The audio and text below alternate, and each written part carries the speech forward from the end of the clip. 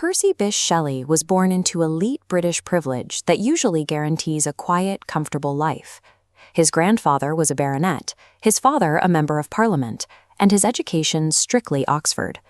Yet he is remembered today as a fracturing force, one of the most radical, anti-establishment figures of the Romantic era. His lifelong rebellion officially began at age 19, when Oxford expelled him for co-authoring and distributing a pamphlet titled The Necessity of Atheism. From that point forward, Shelley systematically rejected almost every institutional norm of his day. He became a vocal opponent of the monarchy, a strict pacifist, and an early advocate for a vegetarian diet, viewing even the consumption of animals as a form of tyranny. Shelley's challenge was one of translation, encoding these expansive, anti-authoritarian beliefs into the rigid, historical mechanics of a poem. The clearest answer lies in an 1818 sonnet published in The Examiner. It is his most celebrated work, Ozymandias. To understand Shelley, we have to look past the surface narrative of a ruined statue. We must examine how the poem's structural shifts and linguistic choices serve as deliberate structural mirrors of his political worldview. Shelley was writing in the wake of the Enlightenment, an era defined by a heavy reliance on strict logic, categorization, and the consolidation of institutional power. As a second-generation Romantic poet, Shelley positioned himself in direct opposition to this framework. The Romantics prioritized subjective emotion, individual freedom, and the overwhelming, untamed power of the natural world. He articulated this philosophical divide clearly in his essay, A Defense of Poetry. In it, he defined reason as merely the analytic operation of the mind, a rigid tool used to enumerate known quantities and maintain the status quo. Imagination, conversely, was the supreme synthetic process. For Shelley, the imagination determines true moral value and possesses the ability to create entirely new universes from scratch. This prioritization of imagination led to a fascination with a concept Edmund Burke called the sublime. The sublime describes the peculiar mixture of awe and terror humans experience when confronted with massive, indifferent forces of nature. Shelley explored this directly in his poetry regarding the Alps. He treated Mont Blanc, the highest peak in the range, as a physical manifestation of a solemn, almost divine power. Standing before an immovable glacier or a towering peak, all human endeavors, political empires, and military conquests suddenly appear impossibly fragile.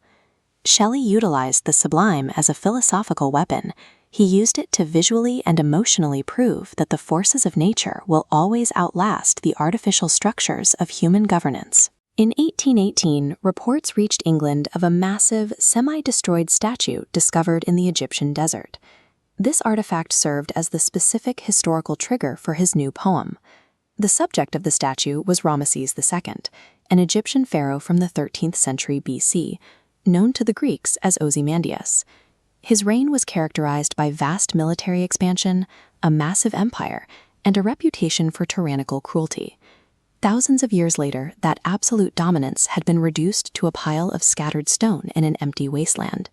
But Shelley had a contemporary target in mind. He used the poem to attack his own head of state, King George III. The parallels were highly intentional. George III had reigned longer than any king before him. He engaged in numerous, extensive military conflicts, gained a reputation for oppressive rule, and suffered the disastrous loss of the 13 American colonies. By using the ancient Egyptian pharaoh as an allegory, Shelley built a protective shield.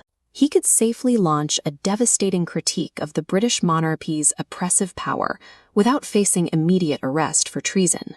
The mechanics of this critique begins in the very first line. I met a traveler from an antique land. Shelley uses the first-person pronoun I exactly once. The entire story of the mighty king is reduced to a second-hand anecdote told by an unnamed stranger. This reported speech immediately creates narrative distance, trivializing the king's authority before he is even named. Zooming out, we can see how Shelley weaponizes the macrostructure of the poem itself. Ozymandias is written as a 14-line sonnet. Traditionally, the sonnet is a highly constrained literary form. It implies strict rules, predictable order, and obedience to centuries of poetic tradition. Shelley begins by adhering to this expected structure, but does so entirely to break it. He starts with the rhyme scheme of a standard Petrarchan octave for the first 8 lines, setting up an expectation of traditional order. But at line 9, he suddenly abandons the Petrarchan model and shifts into a Shakespearean sestet. As a result, the overall rhyme scheme becomes highly irregular. The expected rhymes are mismatched, and the structural pattern intentionally fails to resolve perfectly. By blending and fracturing these rigid literary conventions, Shelley's rhyme scheme structurally mirrors the physical decay of the tyrant's statue. He proves that all power, even the rules of poetry, will eventually erode. Moving from the macro structure down to the micro-linguistics, Shelley applies a similar breakdown to his description of the shattered statue. Look at his use of consonants here, particularly the repeating hard C sounds in the phrase cold command. This harsh rhythmic repetition physically forces the reader's mouth to mimic the aggressive, callous tone of a military dictator issuing orders. This specific linguistic aggression is a direct reflection of Shelley's real-world pacifism. He despised the violent commands that initiated the state's military exploits.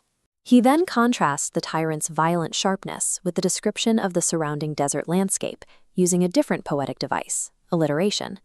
Note the rolling B and L sounds in the final lines, boundless and bare, and the lone and level sands stretch far away.